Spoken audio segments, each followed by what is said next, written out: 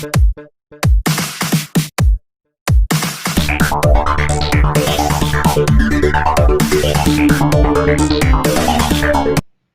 Dear students, welcome to the fish frame.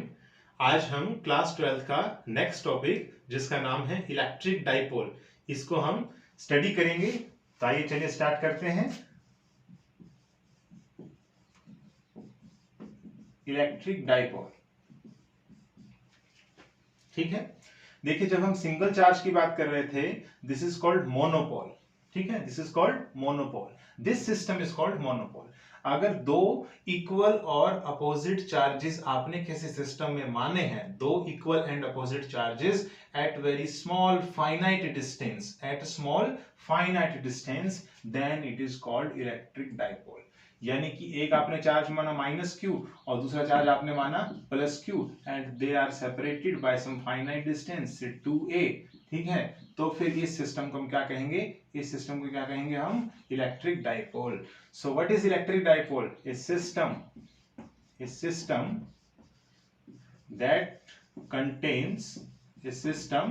that contains two equal and opposite charges separated by some finite distance, तो कोई एक system जिसमें आप दो charges को देख रहे हो, इक्वल एंड अपोजिट होने चाहिए। देखिए, इक्वल मैग्नीट्यूड है दोनों का, क्यू ही है, लेकिन अपोजिट है, एक माइनस क्यू है और एक प्लस क्यू है, ठीक है। तो equal and opposite charges and they are separated by some finite distance. इस केस में डिस्टेंस मैंने कितना सपोज किया है? 2a। तो सेंटर से दोनों चार्जेस का डिस्टेंस कितना है? a एंड a, ठीक है। तो this is called an electric dipole, is called an electric dipole, is called an electric dipole, ठीक है। अब इस इलेक्ट्रिक डाइपोल की अगर आपने स्ट्रेंथ मालूम करनी है तो मैं निकालूंगा इसके लिए इलेक्ट्रिक डाइपोल मोमेंट। क्या फाइंड आउट करूंगा? Electric dipole moment. Electric dipole moment ये क्या होता है? सबसे पहले इसको कैसे डिनोट किया जाता है? इसको P से डिनोट किया जाता है, और ये एक वेक्टर क्वांटिटी है, इसलिए मैंने इसके ऊपर क्या लगा दिया? वेक्टर लगा दिया। जब आप इन दोनों चार्जेस के मैग्नीट्यूड को मल्टीप्लाई करते हैं इन दोनों चार्जेस के बीच के सेपरेशन से, तो हमें क्या मिलता है? इलेक्ट्रिक डाइपोल मोमेंट मिलता है। So what is the electric dipole moment? The product किस किस का? The product of magnitude of charges, magnitude of charge and the distance, magnitude of charges and distance between them, distance between them, this is called electric dipole, ठीक है। Electric dipole moment.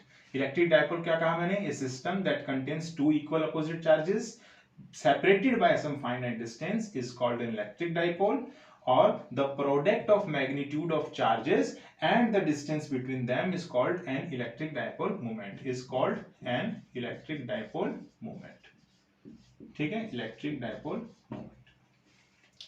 तो यहां पर देखिए magnitude कितना है इन charges का? इसका भी प्लस क्यू है और इसका भी प्लस क्यू है, तो क्यू को हमने किससे मल्टीप्लाई कर दिया? इन दोनों के डिस्टेंस से, यानी कि 2a से, ठीक है।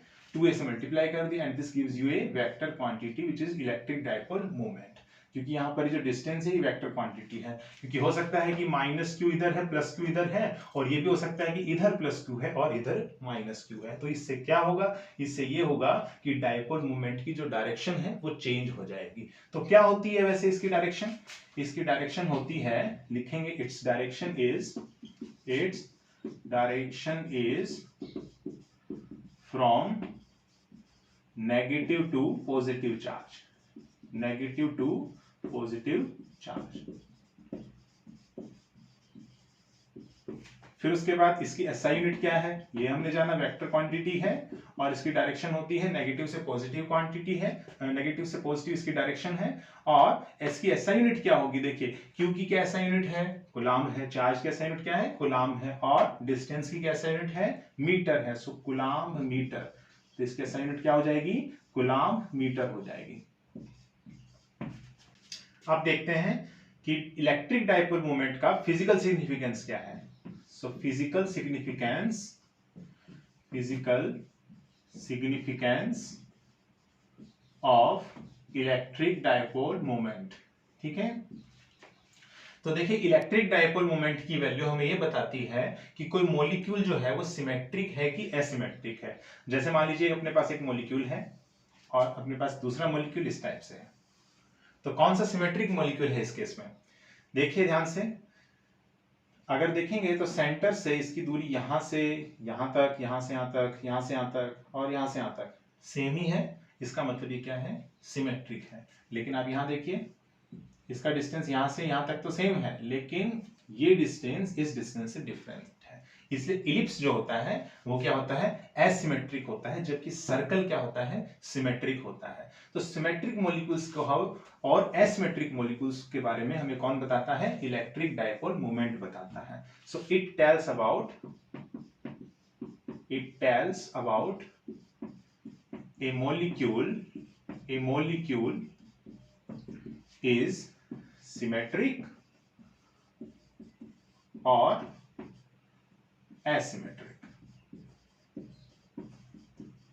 तो फिर ये कैसा पता करेंगे हम, देखिए आप dipole moment, electric dipole moment की वैल्यू फाइंड आउट कीजिए। या तो आपके पास इसकी वैल्यू नॉन जीरो आएगी या फिर इसकी वैल्यू आपके पास कितनी आएगी, जीरो आएगी। हो सकती है कि इलेक्ट्रिक डाइपोल मोमेंट की आपकी वैल्यू कितनी आ जाए, नॉन जीरो, या फिर इसकी वैल्यू कितनी आ जाए, जीरो। अगर नॉन जीरो आई है then that molecule is called polar molecule. ऐसे मॉलिक्यूल्स पोलर मॉलिक्यूल्स होते हैं, और पोलर मॉलिक्यूल्स जो होते हैं वो क्या होते हैं, हमेशा एसिमेट्रिक होते हैं। क्या होते हैं, एसिमेट्रिक मॉलिक्यूल्स होते हैं।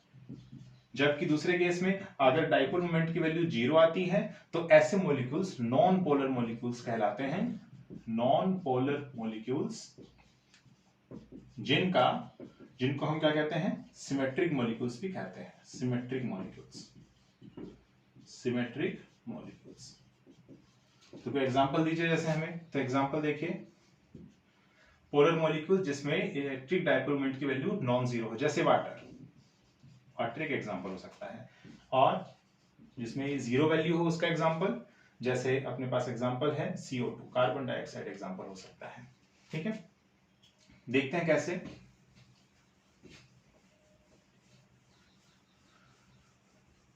देखिए वाटर का स्ट्रक्चर देखिए एक बार, ऑक्सीजन, हाइड्रोजन एंड हाइड्रोजन। ठीक है, इसके ऊपर पॉजिटिव चार्ज है, इसके ऊपर पॉजिटिव चार्ज है, और इसके ऊपर नेगेटिव चार्ज है। यहां पर देखें तो इलेक्ट्रोनेगेटिविटी डिफरेंस है, यहां पर भी इलेक्ट्रोनेगेटिविटी डिफरेंस है। इसकी वजह से इसके ऊपर एक नेगेटिव चार्ज है, इसके ऊपर पॉजिटिव चार्ज है, और इसके ऊपर एक पॉजिटिव चार्ज है। अब इलेक्ट्रिक डाइपोल मोमेंट जो है उसकी डायरेक्शन क्या होती है, negative to positive charge. So negative to positive charge electric dipole moment की डायरेक्शन, एक तो इधर की डायरेक्शन हो गया ना, P1 से डिनोट कर देते हैं इसको, और दूसरी माइनस टू प्लस इधर की डायरेक्शन में होगी, यानी कि P2 से डिनोट कर देते हैं इसको। तो रिजल्टेंट किधर आया, इधर P1 इधर P2, तो रिजल्टेंट किधर आया, इधर की तरफ आया, इधर की तरफ आया। This is the P net.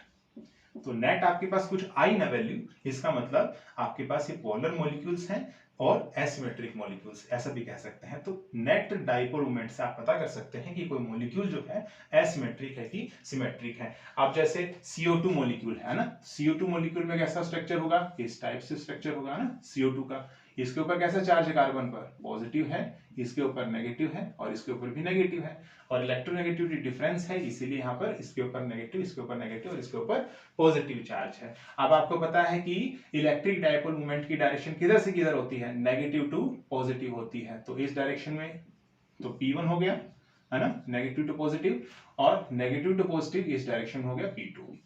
और देखेंगे कि C जो है कार्बन से लेकर के ऑक्सीजन तक का जो मॉलिक्यूल का जो डिस्टेंस है वो इधर भी सेम है और इधर भी सेम है। ठीक है, चार्ज का मैग्नीट्यूड देखें तो वो भी आपको सेम मिलेगा, है ना, इधर भी ऑक्सीजन और कार्बन का मैग्नीट्यूड सेम मिलेगा, दोनों के कंबाइन अगर हम करेंगे तो, और इधर भी कंबाइन करेंगे तो सिमिलर मिलेगा। तो नेट जो आपके पास आएगा, नेट यानी कि P1 माइनस P2 या फिर P2 माइनस P1, उसकी वैल्यू कितनी हो जाएगी, जीरो हो जाएगी। This is the net dipole moment.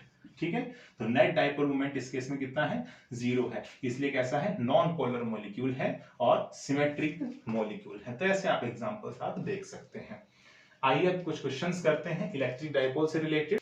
देखिए फर्स्ट क्वेश्चन है, what is the electric dipole moment of a neutral water molecule assuming the separation between molecules center of positive and negative charge is 3.9 picometer।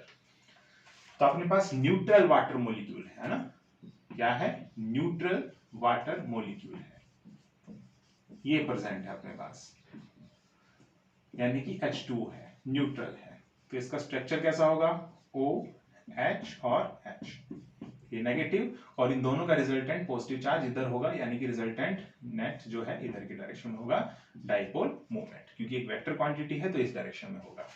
अब देखिए यहाँ से distance आपको given है, negative और positive के सेंटर के बीच का कितना गिवन है, 3.9 पिकोमीटर। पिकोमीटर का मतलब हो गया 10⁻⁻12 मीटर, है ना, 10⁻⁻12 मीटर।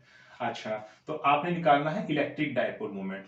तो फॉर्मूला क्या होता है, फॉर्मूला होता है इसके बीच में Q इंटू 2A, यही होता है इसका फॉर्मूला। तो देखिए चार्ज, आप ये देखिए कि H2 न्यूट्रल वाटर मॉलिक्यूल के ऊपर नेट चार्ज कितना है, ऑक्सीजन पर कितना है, कितने इलेक्ट्रॉन्स प्रेजेंट हैं, ऑक्सीजन में कितने इलेक्ट्रॉन्स प्रेजेंट हैं, ऑक्सीजन को आप कैसे डिनोट करते हैं, ऑक्सीजन 16 है ना, इसका एटॉमिक नंबर कितना है 8 और मास नंबर कितना है 16, तो 8 इसके अंदर नंबर ऑफ इलेक्ट्रॉन्स या नंबर ऑफ प्रोटॉन्स प्रेजेंट हैं। हाइड्रोजन में कितने होते हैं 1, इसमें भी कितने होते हैं 1, तो टोटल नंबर ऑफ इलेक्ट्रॉन्स कितने हैं 8 + 1 + 1, तो टोटल नंबर ऑफ इलेक्ट्रॉन्स कितने हैं 10, सो 10e, है ना, 10e, ये इसका मैग्नीट्यूड हो जाएगा इस चार्ज का, and the distance between the oxygen and the hydrogen, यानी कि सेंटर्स के बीच में, मॉलिक्यूल्स के बीच में कितना डिस्टेंस आपको गिवन है, तो 3.9 × 10⁻⁻12, तो ये वैल्यू यहां रख देंगे 3.9 × 10⁻⁻12, और देखिए जो ये चार्ज जो है इसकी यूनिट क्या होगी कूलाम, और डिस्टेंस की क्या यूनिट है मीटर, तो आंसर आपका कूलाम मीटर में आने वाला है। ठीक है, इलेक्ट्रॉनिक चार्ज की वैल्यू भी रखनी पड़ेगी आपको यहाँ से, तो 10 × 1.6 × 10⁻⁻19 कूलाम इंटू 3.9 × 10⁻⁻12, है ना। तो देखिए यहाँ से 10⁻⁻19 10⁻⁻12, तो समथिंग 10⁻⁻31 ऑर्डर का आपके पास आएगा आंसर। ठीक है, 10⁻⁻31 ऑर्डर का आएगा, 30 भी हो सकता है, 32 भी हो सकता है, आप इसको कैलकुलेट कीजिएगा यहाँ से। ठीक है, 1.6 × 3.9 × 10, ठीक है, ऑलमोस्ट इतना कूलाम मीटर आएगा, कितना आएगा, इतना कूलाम मीटर आएगा। So this is your numerical. Next heading है students, electric field on axial line of dipole. देखिए यहां से एक्सियल लाइन का मतलब हुआ कि डाइपोल है, सपोज कीजिए -q + q and the distance between them is 2a, this is the centre से O। ठीक है, तो जो लाइन जो है जो ज्वाइन कर रही है इन दोनों चार्जेस को, उसी को हम क्या बोलते हैं, एक्सियल लाइन बोलते हैं। तो कौन सी लाइन है, ये वाली लाइन है, तो इस लाइन पर किसी भी एक पॉइंट P सपोज कीजिए यहां है, फ्रॉम द सेंटर इसका डिस्टेंस r है, मुझे यहाँ का फाइंड आउट करना है, इलेक्ट्रिक फील्ड फाइंड आउट करना है। ठीक है, so let r be the distance from center of dipole and point P where we wish to find electric field. ठीक है, इलेक्ट्रिक फील्ड यहां पर हम फाइंड आउट करना चाह रहे हैं, और इसका डिस्टेंस जो है वो सेंटर से कितना है r है। ठीक है, तो देखिए अगर हम +q चार्ज की वजह से इलेक्ट्रिक फील्ड देखें, ठीक है, तो किस डायरेक्शन में होगा, इस डायरेक्शन में होगा, क्योंकि आउटवर्ड होता है। पॉजिटिव चार्ज के लिए इलेक्ट्रिक फील्ड किस डायरेक्शन में होता है, आउटवर्ड होता है, तो +q चार्ज की वजह से इस डायरेक्शन में हुआ, -q चार्ज की वजह से अंदर की तरफ होता है, यानी कि इस डायरेक्शन में हुआ -q चार्ज की वजह से। ठीक है, अब देखिए यहां से, तो आप ऐसे सोचोगे कि देखिए इधर भी इक्वल चार्ज लग रहा है, इक्वल जो है इलेक्ट्रिक फील्ड लग रहा है, क्योंकि +q चार्ज है, मैग्नीट्यूड सेम है, और इधर भी मैग्नीट्यूड सेम है, इक्वल है, अपोजिट है, दोनों आपस में कैंसिल कर देगा, आंसर 0 आ जाएगा। पर ऐसा नहीं है, क्यों, क्योंकि देखिए प्लस क्यू चार्ज जो है उसकी वजह से जो इलेक्ट्रिक फील्ड पॉइंट पी पर लग रही है उसके लिए देखिए डिस्टेंस कितना है, डिस्टेंस ये कितना है, ये डिस्टेंस कितना है, देखिए अगर ये r है ये a है तो ये डिस्टेंस r माइनस a है, जबकि माइनस क्यू चार्ज की अगर मैं बात करूं तो देखिए ये डिस्टेंस r है और ये डिस्टेंस a है, उसके लिए r प्लस a डिस्टेंस है, तो एक के लिए डिस्टेंस r माइनस a है due to plus Q charge और एक के लिए डिस्टेंस कितना है r plus a due to minus Q charge. हाँ मैग्नीट्यूड चार्जेस का सेम है, अपोजिट भी लग रहा है लेकिन डिस्टेंस सेम नहीं है, इसलिए दोनों आपस में कैंसिल नहीं करेंगे, तो नेट आपको इलेक्ट्रिक फील्ड मिलेगी पॉइंट पी पर। ठीक है, तो सबसे पहले डिफाइन करते हैं कि प्लस क्यू चार्ज की वजह से कितना इलेक्ट्रिक फील्ड जनरेट हो रहा है एट पॉइंट पी। ठीक है, at point P electric field कितना होगा due to charge plus Q. ठीक है, तो प्लस क्यू का मैग्नीट्यूड प्लस क्यू होगा divided by 4 pi epsilon naught, और डिस्टेंस देखिए कहां से कहां तक, चार्ज से लेकर के जहां पर आपको इलेक्ट्रिक फील्ड फाइंड आउट करना है वहां तक का। ठीक है, तो देखेंगे तो ये r डिस्टेंस है, ये a डिस्टेंस है, तो ये डिस्टेंस कितना बच गया, r माइनस a बच गया, तो r माइनस a का होल स्क्वायर हो गया। ठीक है, अब देखें माइनस क्यू चार्ज की वजह से मैग्नीट्यूड कितना है इलेक्ट्रिक फील्ड का, कहां पर, पॉइंट P पर, तो देखिए माइनस क्यू इसका magnitude divided by 4 pi epsilon naught, और देखिए माइनस क्यू से लेकर के पॉइंट P तक का डिस्टेंस कितना है, तो माइनस क्यू यहां है, पॉइंट P यहां है, देखिए r डिस्टेंस है और ये कितना है a है, यानी कि r प्लस a डिस्टेंस है, तो r प्लस a का होल स्क्वायर हो गया। ठीक है, अब हमें देखना है कि नेट इलेक्ट्रिक फील्ड कितना होगा। अब नेट इलेक्ट्रिक फील्ड इधर की डायरेक्शन में भी हो सकता है और इधर की डायरेक्शन में भी हो सकता है, ये तो निर्भर करेगा कि electric field due to plus Q charge ज्यादा है या फिर माइनस क्यू चार्ज की वजह से ज्यादा है। तो देखिए किसकी वजह से ज्यादा होगा, यहां अगर हम देखें तो देखिए इसका मैग्नीट्यूड, जो चार्ज का मैग्नीट्यूड है वो भी क्यू है, इधर भी चार्ज का मैग्नीट्यूड कितना है, क्यू है, लेकिन डिस्टेंस अलग है, ये कितना है r माइनस ए, ये कितना डिस्टेंस है r प्लस ए, और इलेक्ट्रिक फील्ड तो स्क्वायर ऑफ डिस्टेंस के इनवर्सली प्रोपोर्शनल होता है ना, इनवर्सली प्रोपोर्शनल होता है, यानी कि अगर डिस्टेंस बढ़ा तो फिर इलेक्ट्रिक फील्ड घटेगा, इलेक्ट्रिक फील्ड क्या होगा, डिक्रीज होगा। अब बताइए r माइनस ए कम है या फिर r प्लस ए ज्यादा है। ठीक है, r प्लस ए ज्यादा है, r माइनस ए कम है ना, देखें तो यहां से तो r माइनस ए कम है, इसका मतलब इलेक्ट्रिक फील्ड ये ज्यादा प्रोड्यूस करेगा, प्लस क्यू चार्ज जो है इलेक्ट्रिक फील्ड ज्यादा प्रोड्यूस करेगा क्योंकि इसका डिस्टेंस जो है वो क्या है, कम है। ठीक है, और माइनस क्यू चार्ज जो है, माइनस क्यू चार्ज की वजह से जो इलेक्ट्रिक फील्ड है वो कम प्रोड्यूस होगी, इसका मतलब जो नेट आपके पास इलेक्ट्रिक फील्ड होगी वो इसी डायरेक्शन में होगी, नेट इलेक्ट्रिक फील्ड। हमें फाइंड आउट करना है कि इसकी वैल्यू कितनी है, तो हम कैसे फाइंड आउट करेंगे स्टूडेंट्स, यहां से हम कैसे फाइंड आउट करेंगे, देखिए net electric field is equal to, इसका मैग्नीट्यूड फाइंड आउट कर रहे हैं हम, तो कितना हो जाएगा, प्लस क्यू चार्ज की वजह से इलेक्ट्रिक फील्ड का मैग्नीट्यूड कितना है, minus electric field minus Q charge की वजह से कितना है मैग्नीट्यूड इसका। ठीक है, क्योंकि ये माइनस सब्ट्रैक्शन ये क्यों किया, क्योंकि इसकी वजह से इलेक्ट्रिक फील्ड ज्यादा है, डिस्टेंस क्या है, कम है पॉइंट P पर। ठीक है, तो इसकी वजह से ज्यादा इलेक्ट्रिक फील्ड प्रोड्यूस होगी then this charge at this point P।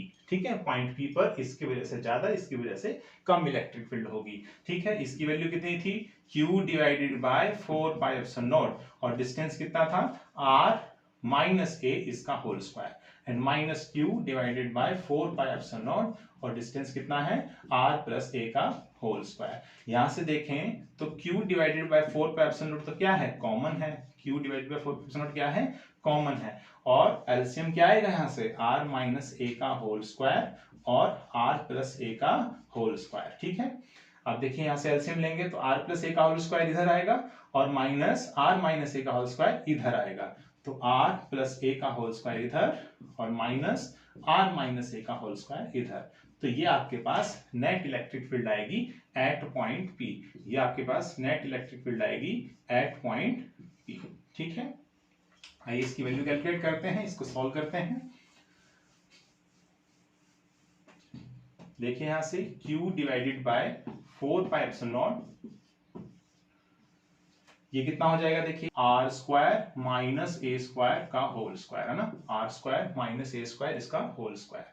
ठीक है, इसको हम ओपन करेंगे, ए प्लस बी का होल स्क्वायर है तो R square plus A square plus 2r a है ना, एंड माइनस इसको भी हम ओपन करेंगे, a माइनस बी का होल स्क्वायर है ना, तो आर स्क्वायर और ये आ जाएगा प्लस में ए स्क्वायर और माइनस में 2RA, है ना, ये आ जाएगा यहाँ से। इसको आगे सोल्व करते हैं, q divided by 4 pi epsilon naught, हाँ, और कितना आ जाएगा यहाँ से देखें तो R square plus A square minus 2RA minus R square minus A square plus 2RA divided by R square minus A square का होल स्क्वायर, ये आ जाएगा यहाँ से। तो देखिए ये दो टर्म्स जो हैं आपस में कैंसिल हो जाएंगी, ठीक है, ये दो टर्म्स इन दो टर्म्स के साथ आपस में कैंसिल हो जाएंगी, ठीक है। तो यहाँ से देखें तो मैग्नीट्यूड लेना था ना हमें, सॉरी दिस बिकम्स पॉजिटिव ना, ये पॉजिटिव था। सो देखिए यहाँ से मैग्नीट्यूड कितना आया, यहाँ से मैग्नीट्यूड इलेक्ट्रिक फील्ड का, नेट इलेक्ट्रिक फील्ड का एट पॉइंट P, इसकी वैल्यू कितनी आ गई यहाँ से Q और 2RA divided by 4 pi epsilon naught और आर स्क्वायर माइनस ए स्क्वायर का होल स्क्वायर। ये तो चार्ज की टर्म में आया। अगर आपको डाइपोल मोमेंट की टर्म में चाहिए तो हम जानते हैं कि डाइपोल मोमेंट क्या होता है, Q इंटू 2A होता है। तो Q इंटू 2A को आप क्या लिख देंगे, P लिख देंगे, है ना, P लिख देंगे। P का मैग्नीट्यूड और ये क्या है, R है, divided by 4 pi epsilon naught और आर स्क्वायर माइनस ए स्क्वायर का होल स्क्वायर। ये आपके पास net electric field point P पर आ जाएगी। अब एक केस डिस्कस करते हैं कि मान लीजिए डाइपोल बहुत छोटा है, यानी कि उसके बीच का जो डिस्टेंस है ना 2A वो बहुत छोटा है R के सामने, ठीक है।